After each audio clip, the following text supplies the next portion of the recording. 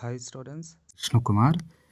இதுக்கு முன்னாடி கிளாஸஸில் வந்து நம்ம 2 டாபிக் பார்த்துருப்போம். என்னென்ன பார்த்துருப்போம்னா ரிவர்ஸ் அண்ட் கிளேஷியரை பற்றி பார்த்துருப்போம். இந்த ஒரு கிளாஸில் வந்து நம்ம விண்டை பற்றியும் அதே மாதிரி சீ வேவ்ஸை பற்றி பார்க்க போகிறோம். சரிங்களா? Wind and sea waves. So இந்த விண்ட் அண்ட் சீ வேவ்ஸில் நம்ம எதெல்லாம் மெமரி பண்ணணும் அண்ட் இதை பற்றின ஃபுல் டீட்டெயில் வந்து நம்ம இந்த ஒரு கிளாஸஸில் பார்க்கலாம். அண்ட் ஃபஸ்ட்டு விஷயம், நீங்கள் விண்டை பற்றி தெரிஞ்சுக்கணும் அப்படின்னா இந்த 5 டாப்பிக்கை பற்றி தெரிஞ்சுக்கணும். Mushroom rocks, inselbergs, sand dunes, barchans, loess. அப்போ இந்த 5 டாப்பிக்கை வச்சு தான் நமக்கு என்எம்எம்ஸில் வந்து கேள்விகள் கேட்பாங்க. அப்போ இந்த 5 நம்ம எப்படி புரிஞ்சுக்கணும் அப்படிங்கிறத நம்ம ஸ்கூல் புக்கை வச்சு இன்றைக்கி பார்க்கலாம். ஸோ நான் தமிழ் மீடியம் புக்கே எடுத்துக்கிறேன். சரிங்களா? இப்போ இதில் வந்து நீங்கள் காற்று, சரிங்களா, விண்ட் அப்படின்னா காற்று, அப்படின்னா காற்றை பற்றி நீங்கள் ஃபஸ்ட்டு படிக்கணும். சரிங்களா? அப்போ காற்றை பற்றி படிக்கணும் அப்படின்னா என்ன, இந்த டாபிக் முக்கியம். பாலைவனத்தில் அரித்தல் மற்றும் பதிய வைத்தல் செயல்முறைகள் வேகமாக செயல்படுத்தும் காரணி காற்று. சரிங்களா? அப்போ பாலைவனத்தில் வந்து அரித்தல் மற்றும் பதிய வைத்தல் செயல்முறைகளை எது வேகப்படுத்துது? காற்று வேகப்படுத்துது. இதுக்கப்புறம் என்னென்னா அடுத்த டாபிக் காளான் பாறைகள்னால் என்ன அப்படின்னு நீங்கள் தெரிஞ்சுக்கணும்.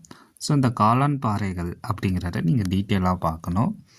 அப்போ நீங்கள் இதை பாறையின் மேற்பகுதியை விட கீழ்ப்பகுதியை காற்று வேகமாக அரைக்கின்ற காரணத்தினால் அப்பாறைகளின் மேற்பகுதி அகன்றும் அடிப்பகுதி குறுகலாகவும் காணப்படுகின்றன. இது வந்து காளான் பாறைகள் அப்படின்னு காளான் பாறைகளை படிக்கணும். அதுக்கப்புறம் இதெல்லாம் மஷ்ரூம் ராக்ஸ். ஓகேங்களா? இங்கிலீஷில் இதுக்கு பேர் வந்து மஷ்ரூம் ராக்ஸ். ஓகேங்களா? அதே மாதிரி இந்த டாபிக் இன்சல்பர்க்ஸ்னால் என்ன அப்படின்னு நீங்கள் படிக்கணும். தமிழில் வந்து அதுக்கு காற்றரிப்பு தனி குன்றுகள். சரிங்களா? அண்ட் ஒரு தனித்து விடப்பட்ட எஞ்சிய குன்று வட்டமான தலைப்பகுதியுடன் நிற்கும் ஒரு தூண் போல். ஓகேவா? தூண் அப்படின்னா காற்றரிப்பு தனி குன்றுகள் அப்படின்னு நீங்கள் புரிஞ்சுக்கணும்.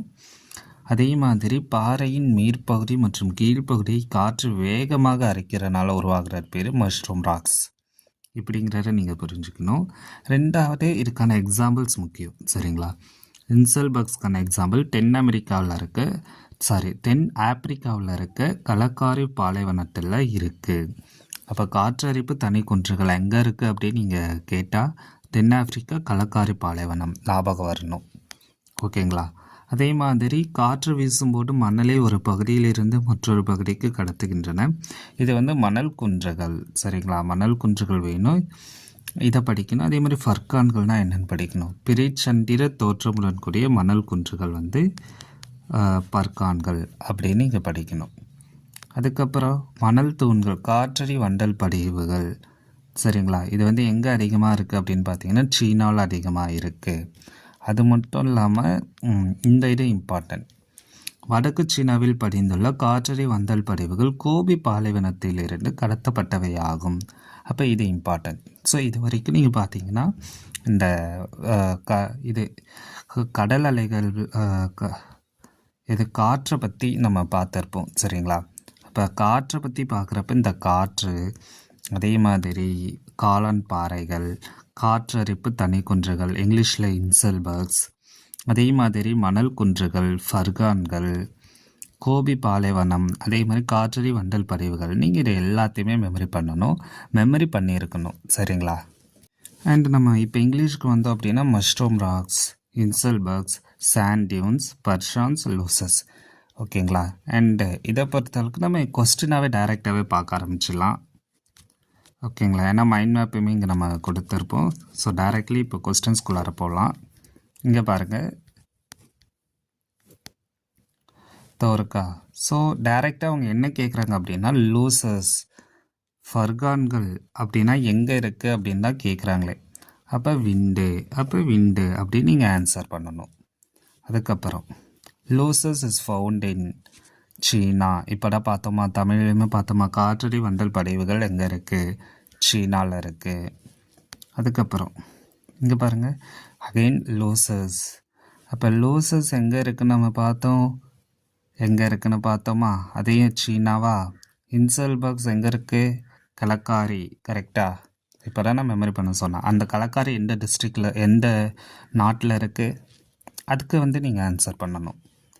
அதுக்கப்புறம் இதில் வந்து எது not an erosional landform, moraines.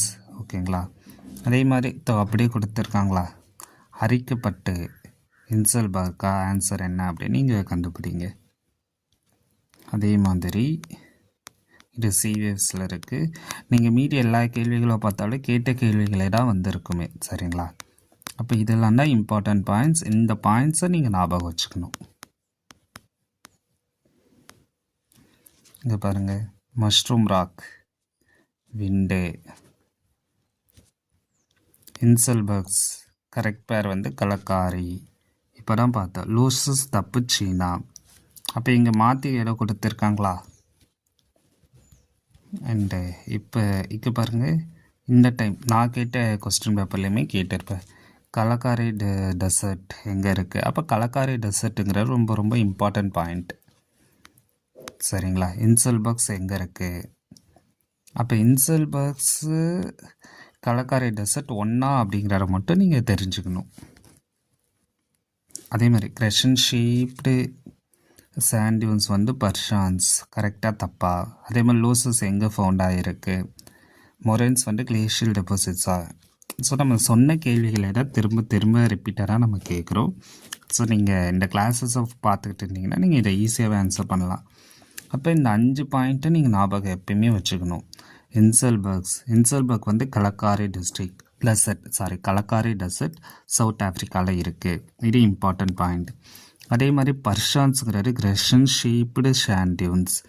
Loses அப்படிங்கிறது சைனாவில் ஃபவுண்ட் பண்ணியிருக்காங்க. நார்த்தன் சைனாவில் வந்து கோபி டெசர்ட்லேருந்து கொண்டு வந்திருக்காங்க அப்படிங்கிற மாதிரி புக்கில் கொடுத்துருக்காங்க. அப்போ இந்த 4 பாயிண்ட்ஸுமே இம்பார்ட்டன்ட். நம்ம புக்கில் கொடுத்த மாதிரி அந்த புக்கில் கொடுத்த கான்செப்ட்ஸை நீங்கள் நல்லா படித்து வச்சுக்கணும், சரிங்களா? இவ்வளோ தான் இந்த ஒரு டாப்பிக்கான இம்பார்ட்டன்ட். ஸோ இன்றைக்கி இப்போ நம்ம பார்த்தது வந்து ஜஸ்ட் வந்து அந்த டாப்பிக்கில் என்ன இம்பார்ட்டன்ட், கொஸ்டினில் என்ன கேட்டிருக்காங்க, அண்ட் எந்த ஒரு கொஸ்டின் வந்து ரொம்ப ரிப்பீட்டடாக வந்திருக்கு அப்படின்னு பார்த்தோமா, அதில் இன்சல்பர்க்கும் பர்ஷானும் லூசஸும் வந்திருக்கா. அப்போ இந்த 3த்தையுமே நீங்கள் மெமரி பண்ணிடணும், ஓகேங்களா? மெமரி பண்ணிடுங்க, அதை நீங்கள் எழுதி பாருங்கள், ஓகேங்களா?